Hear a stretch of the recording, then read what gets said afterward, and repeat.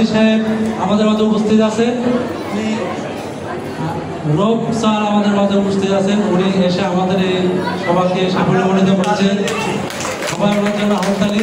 এবার আপনারা জানেন পুলিশ সেনাবাহিনী সবাই খুব সার্বিকভাবে আমাদেরকে এখন থেকে সহযোগিতা করতেছে, এই জন্য ওদেরকে ধন্যবাদ এবং সবাইকে আগাম সাহায্য শুভেচ্ছা এবং পূজার নিমন্ত্রণ দিয়ে আমি আমার বক্তব্য শেষ করলাম। ধন্যবাদ। শুভ মহালয়া উপলক্ষে আয়োজিত অনুষ্ঠানে সকলকে আমি জানাচ্ছি শুভেচ্ছা। আমি আপনাদের ওয়ারি থানার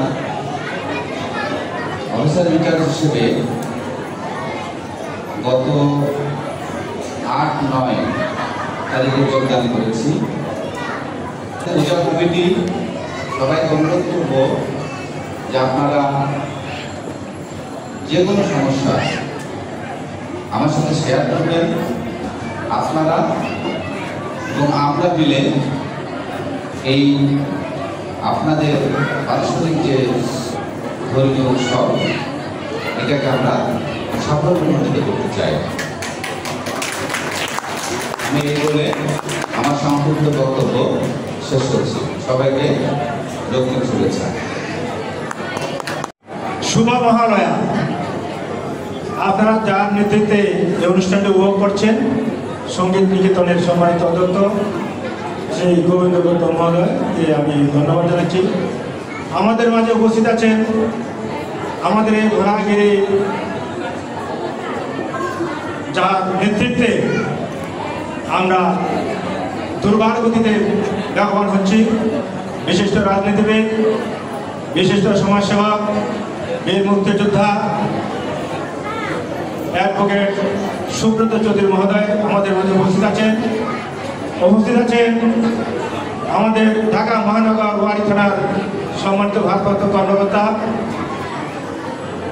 উপস্থিত আছেন। আমাদের এই ট্রাস্ট ভোলানন্দগিরি আসন ট্রাস্টের সম্মানিত ট্রাস্টি এবং বর্তমান পূজা উদযাপন কমিটির সম্মানিত সাধারণ সম্পাদক, বিশিষ্ট ব্যবসায়ী শ্রীকান্ত বসাক সহ আপনারা যারা এখানে উপস্থিত রয়েছেন সকলকে আমার মহালয়া শুভেচ্ছা ও অভিনন্দন। আপনারা নিশ্চয়ই অবগত আছেন এই দিনটি আমাদের জন্য অত্যন্ত গুরুত্বপূর্ণ। এই কারণে মহালয়া সম্পর্কে আমাদের ছোট মনিদের কিছু ধারণা থাকা দরকার যে কেন আমরা এই মহালয়া অনুষ্ঠানটি করে থাকি। মহালয়া অনুষ্ঠান হল মহালয়া মানে মহান যোগালয়, তার থেকে মহালয়া আলোকিত করা হয়। আমাদের পূর্বপুরুষেরা যারা পরলোকগমন করেছেন তাদের আত্মাকে আজকে মর্তে প্রেরণ করা হয়। এই মহালয়াটা হলো পিতৃপুরুষের শেষ দিন। এই মহালয়ার পর থেকে আমাদের দেবকুলের সূচনা আরম্ভ হচ্ছে, মাতৃ সূচনা হচ্ছে। এই জন্য এটার নাম দেওয়া হয়েছে মাতৃবন্দনা, যেটা পূর্ণ পর্যন্ত অব্যাহত থাকবে। শুধু ভক্তমণ্ডলী দীর্ঘদিন যাবৎ এই অনুষ্ঠানটিকে সাফল্যমণ্ডিত করার জন্য নিরলসভাবে যিনি প্রচেষ্টা চালিয়ে যাচ্ছেন আমাদের এই ভোলানন্দগিরি আশ্রমের একজন গৌরব, সঙ্গীত নিকেতনের অধ্যক্ষ শ্রী গোবিন্দ গৌতম এবং তারই সহধর্মিনী আমার শ্রদ্ধা বধূ জবা গৌতম, তার একমাত্র সন্তান আকাশ গৌতম সহ যারা এই অনুষ্ঠানের সাথে সংশ্লিষ্ট তাদের প্রতি আমার ভোলানন্দগিরি আশ্রম ট্রাস্টের পক্ষ থেকে শুভেচ্ছা অভিনন্দন। আমি বেশি কিছু বলবো না। আজকে এই শুভলগ্নে প্রশাসনের পক্ষ থেকে বিশেষভাবে পুলিশ, আর্মি, র্যাব আমাদেরকে যেভাবে সহযোগিতা করতেছে আমরা সত্যি তাদের প্রতি কৃতজ্ঞ। আমরা আশা করি আমাদের এই উপমহাদেশের সর্ববৃহৎ সনাতন ধর্মাবলম্বীদের সর্ববৃহৎ অনুষ্ঠান দুর্গাপূজা আমরা নির্বিঘ্নে নিশ্চিন্তে আনন্দের সহিত আমরা উদযাপিত করতে পারবো বলে আমার দৃঢ় বিশ্বাস। পরিশেষে শ্রী দুর্গাপূজার আগাম শুভেচ্ছা জানিয়ে আপনাদের এই উপস্থিতি আমাদের অনুষ্ঠানকে সাফল্যমণ্ডিত করার জন্য আপনাদের প্রতি আবারও কৃতজ্ঞতা জানিয়ে আমি আমার বক্তব্য শেষ করছি। ধন্যবাদ সবাইকে। ধন্যবাদ অধ্যক্ষ মহোদয়, সঙ্গীত নিকেতন শ্রী গোবিন্দ গৌতম। আপনাদের আছেন এখানে প্রবাহিত, আপনাদের দুজনকে শ্রদ্ধা জানাই। আপনারা দীর্ঘদিন ধরে ভোলানন্দগিরি আশ্রমকে আলোকিত করে রেখেছেন। আর একটা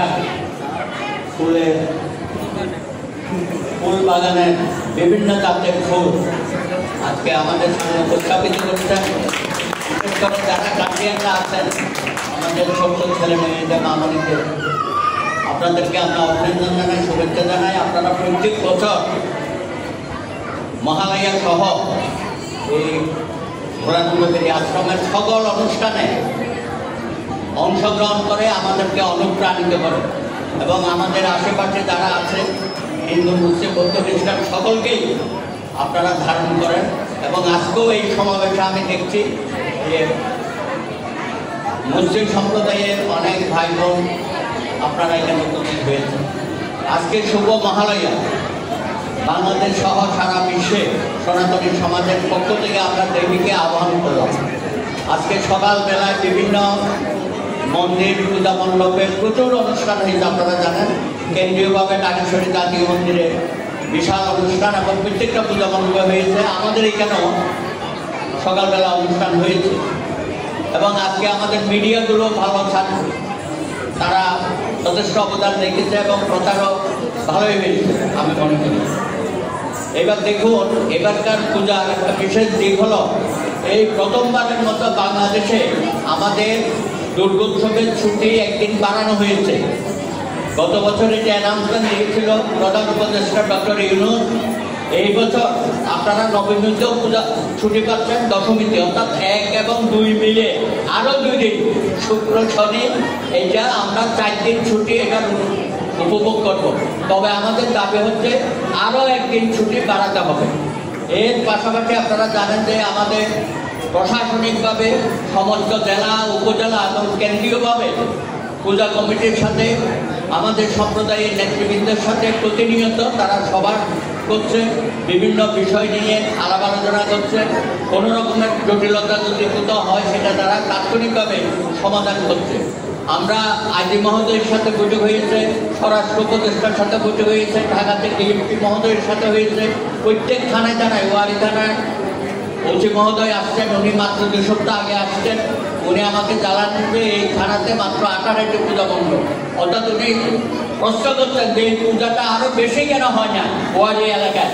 এই জন্য ওনার একটা আফসোস।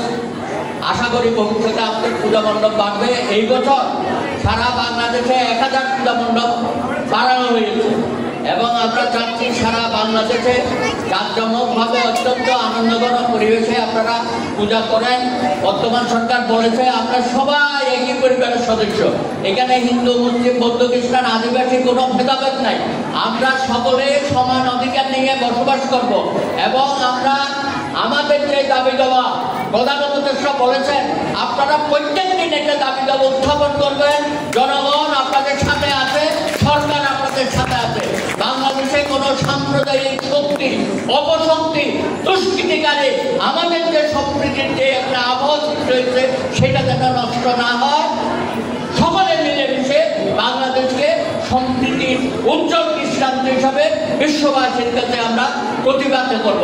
এবার সে দুর্গাপূজার প্রধান যে আমাদের আবেদন, সেই আবেদন আমরা অবশ্যই আপনাদের মাধ্যমে সকলে মিলেমিশে বাংলাদেশের যত উৎসব হয়, শারদীয় উৎসব বলেন, জন্মাষ্টমী বলেন, ঈদ উৎসব বলেন, আমাদের বৌদ্ধ সম্প্রদায়ের বৌদ্ধ পূর্ণিমা, খ্রিস্টানদের খ্রিস্ট ধর্মের বড়দিন, সব কিছুই আমরা সকলেই ধারণ করব, একসাথে আমরা পথ চলব।